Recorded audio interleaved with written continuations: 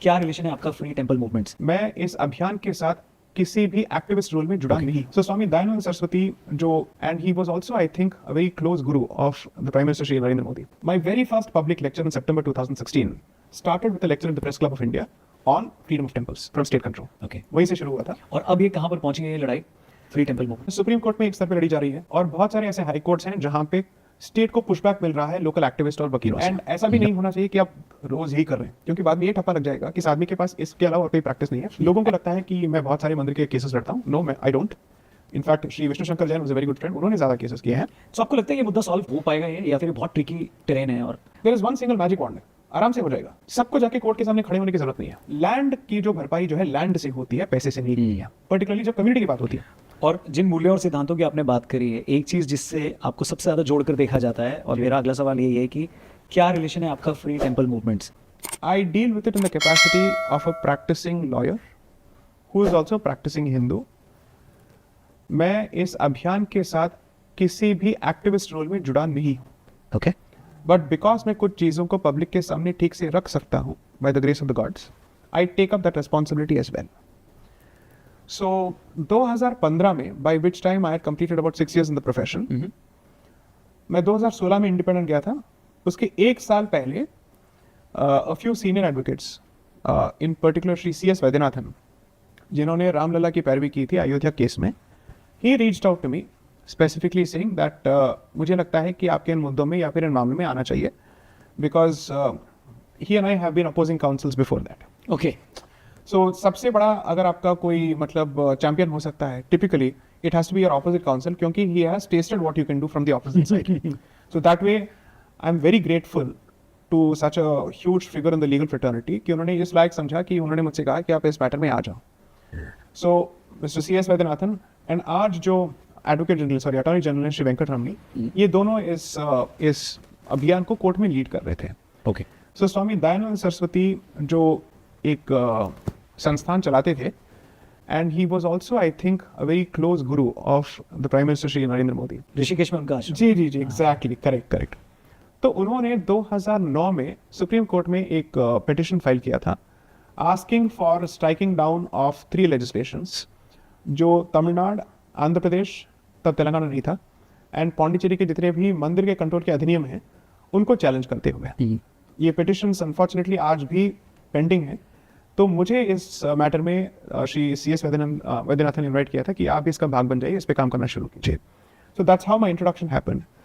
And जब मैंने case का मटेरियल पढ़ा, मुझे लगा कि ये बात जो है पब्लिक को बताना इसलिए ज़रूरी है क्योंकि कॉन्स्टिट्यूशन की जितनी भी लड़ाइयाँ होती हैं, आधा केस जो है कोर्ट में जीता जाता है, आधा केस जो है पब्लिक के सामने जीता जाता है। It's important for the public to know कि आप किस चीज़ के लिए लड़ रहे हैं, एंड इसके हार या जीत में उनका क्या मतलब, what will be the impact of the victory और the defeat in these cases for them, what is the consequence for them, ये बताना बहुत जरूरी था। So it so happens that a lot of things are they're connected together। 2016 I went independent। My very first public lecture in September 2016 started with a lecture at the Press Club of India on freedom of temples from state control। Okay, वहीं से शुरू हुआ था। आज एक बहुत ही popular channel है संगम talks. ये पहले इसका नाम हुआ करता था Srijan talks. there's a very good gentleman by the name Shri Rahul Diwan who runs the organization। तो उन्होंने मुझे इन्वाइट किया था इस मुद्दे पे बात करने के लिए। तब से एक्चुअली मेरे पब्लिक एंगेजमेंट्स शुरू हुए थे from a lecture perspective. That's how this entire journey started. और अब ये कहाँ पर पहुंची है ये लड़ाई फ्री टेम्पल मूवमेंट? तो ये लड़ाई जो है सुप्रीम कोर्ट में एक स्तर पे लड़ी जा रही है, और बहुत सारे ऐसे हाई कोर्ट्स हैं जहाँ पे स्टेट को पुशबैक मिल रहा है लोकल एक्टिविस्ट और वकीलों से। ओके, सो इट्स इंपॉर्टेंट कि ऐसे मुद्दों में ये सोलो एक्ट नहीं होना चाहिए, because the nature of the problem is so huge that no one person can address it. And ऐसा भी नहीं होना चाहिए कि आप रोज यही कर रहे हैं, क्योंकि बाद में ये ठप्पा लग जाएगा कि इस आदमी के पास इसके अलावा और कोई प्रैक्टिस नहीं है, एंड ये इस अभियान को इसलिए चला रहा है क्योंकि इसकी प्रैक्टिस को खड़ा करता है। So you have to be very careful about these things, and I have said this even before that my role in this has to be very professional.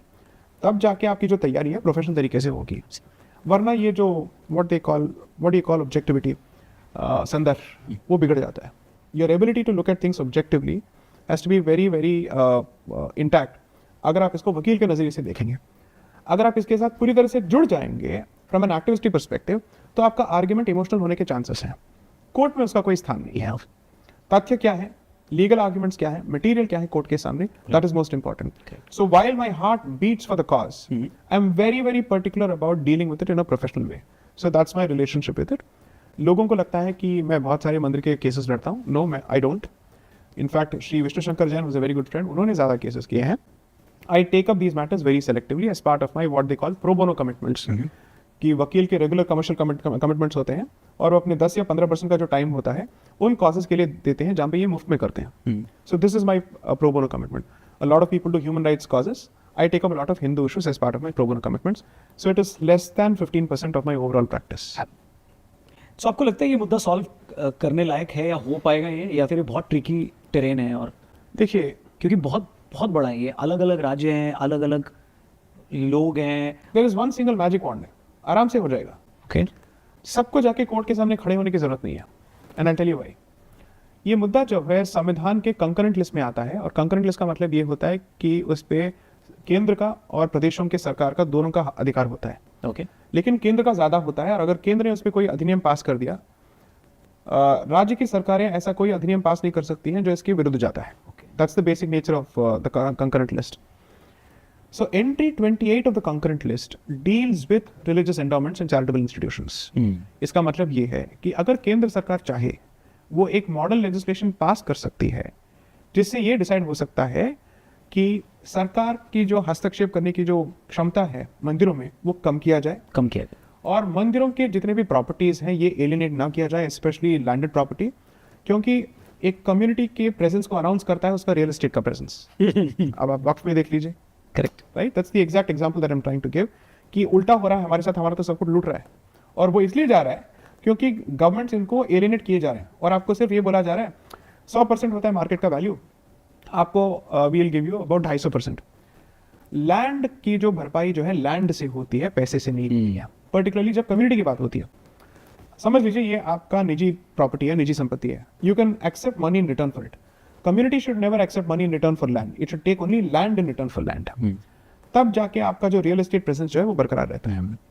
So if you're asking for a magic solution, that is the magic solution.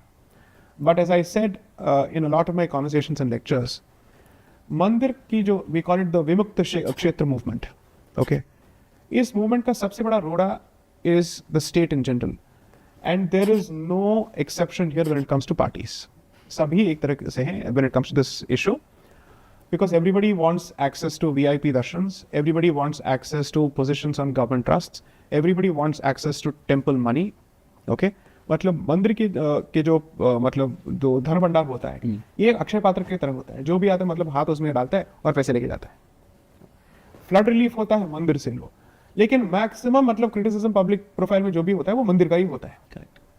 कोई हमें श्रेय नहीं देता है, कोई हमें credit नहीं देता है कि मंदिर ये सब कर रहे हैं भारत के लिए. So considering that, I think if the union decides to do it, they can do it. हमेशा मैं यही कहता हूं कि हल जो है लॉ में नहीं होता है, उसकी शुरुआत होती है political will say. And political will कभी कभार अगर नहीं होता है उसको बनाना चाहिए थ्रू पब्लिक प्रेशर, क्योंकि अंत में पब्लिक डिसाइड करेगी कि अगर आप ये डिलीवर करेंगे तो आपको वोट मिलेगा या नहीं मिलेगा. तो इंसेंटिव क्रिएट करना भी हमारा ही काम होता है, या डिसइंसेंटिव क्रिएट करना भी हमारा ही काम होता है. My faith is always more in the society than in the state. That much I'm very clear about.